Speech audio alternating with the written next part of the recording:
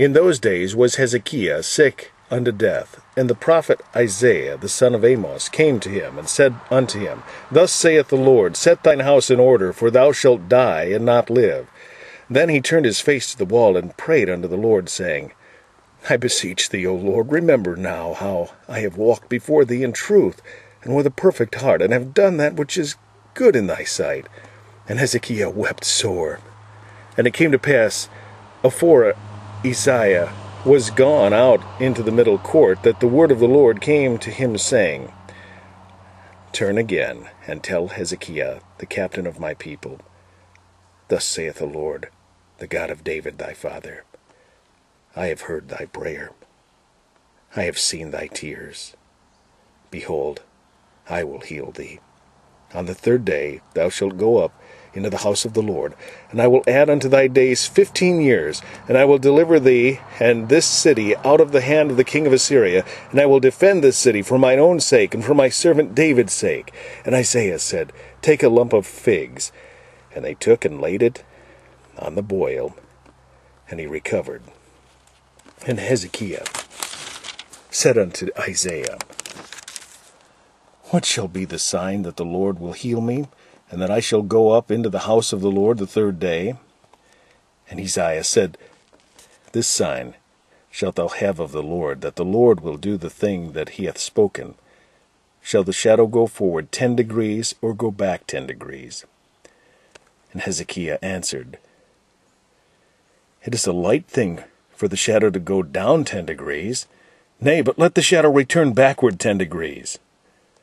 And Isaiah the prophet cried unto the Lord, and he brought the shadow 10 degrees backward, by which it had gone down in the dial of Ahaz.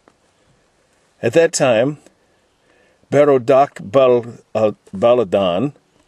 the son of Baladan, king of Babylon, sent letters and a present to Hezekiah, for he had heard that Hezekiah had been sick. And Hezekiah hearkened unto them, and showed them all the house of his precious things, the silver, and the gold, and the spices, and the precious ointment, and all the house of his armor, and all that was found in his treasures. There was nothing in his house, nor in all his dominion, that Hezekiah showed them not. Then came Isaiah the prophet unto King Hezekiah, and said unto him, What said these men? And from whence came they unto thee?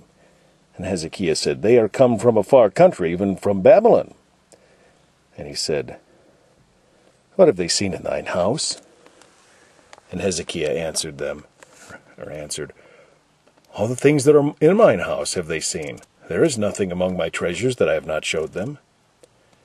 And Isaiah said unto Hezekiah, Hear the word of the Lord.